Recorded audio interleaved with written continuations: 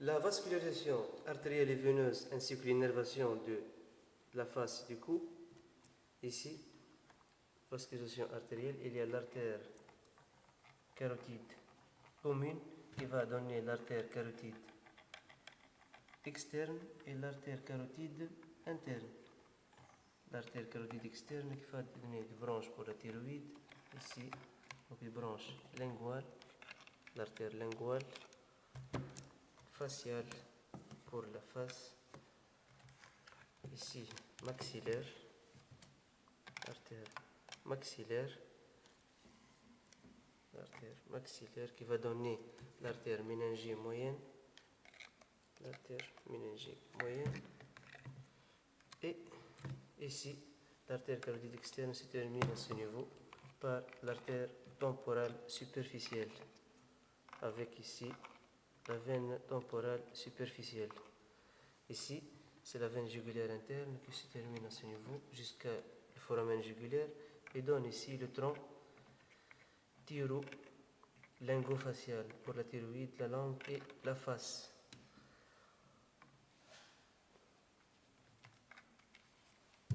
Ici, la veine jugulaire interne arrive jusqu'au foramen jugulaire. L'innervation, donc les nerfs, il y a ici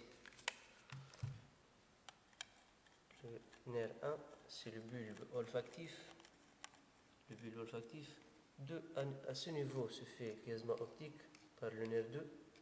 Ici, fissure orbitaire supérieure, il y a le 3 l'oculomoteur trochléaire 4, le 5-1 qui est l'ophtalmique et le 6 qui est l'abducens, qui sont en rapport avec l'artère carotide interne qui est codée à ce niveau, qui passe de l'exocrâne par le canal carotidien et passe ici au niveau du foramen déchiré.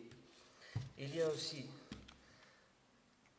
et à ce niveau, au niveau du méa acoustique interne, le 7 bis et le 8, et au niveau du foramen jugulaire, il y a le 9, le 10 et le 11. 9 qui est glossopharyngien, qui passe, le glossopharyngien passe en dedans et arrive à ce niveau. C'est le glossopharyngien qui est responsable de l'innervation sensitive et gustative de la langue. Le 10 qui est le vague ou pneumogastrique. Ici le nerf 10. Le nerf 10. Et le 11. 11 qui est passé à ce niveau, qui est responsable de l'innervation du sternocléidomastudien et du trapèze. Le nerf 12. Le nerf 12 ici, qui passe dans un canal à part, qui est le canal de l'hypoglosse, situé en latéral par rapport au foramen magnum, et le 12 qui est l'hypoglosse va passer jusqu'à ce niveau. C'est le nerf hypoglosse qui est responsable de l'innervation motrice des muscles de la langue, sauf le muscle styloglosse. Ici c'est le nerf hypoglosse. À ce niveau, il y a le nerf 5-3 qui est mandibulaire, 5-3 qui va donner des branches temporales pour le muscle temporal. Le 5-3 est responsable de l'innervation du muscle masticateur, ptérygoïdien médial, latéral, masséter et temporal.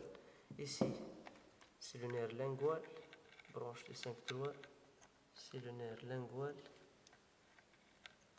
qui est responsable de l'innervation gustative et sensitive des 2 tiers antérieurs de la langue, avec ici le nerf alvéolaire inférieur. Le nerf alvéolaire inférieur qui va passer au niveau du canal alvéolaire qui passe dans la branche horizontale de mandibule. Nerf alvéolaire inférieur. Ici,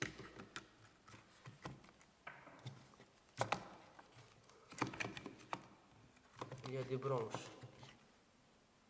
du nerf facial qui est le nerf 7, le nerf facial.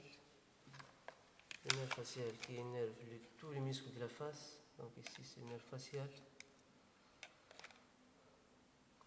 L'atteinte périphérique du nerf facial donne ce qu'on appelle paralysie faciale. Paralysie faciale qui se manifeste par l'étirement du muscle de la face du côté sain. ici, si on demande, si un sujet qui est atteint de paralysie faciale, si on lui demande de sourire, donc la bouche sera étirée du côté qui est sain.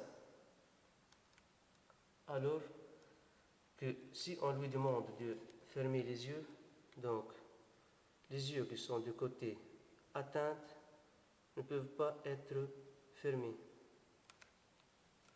C'est la signe de Charles Bell.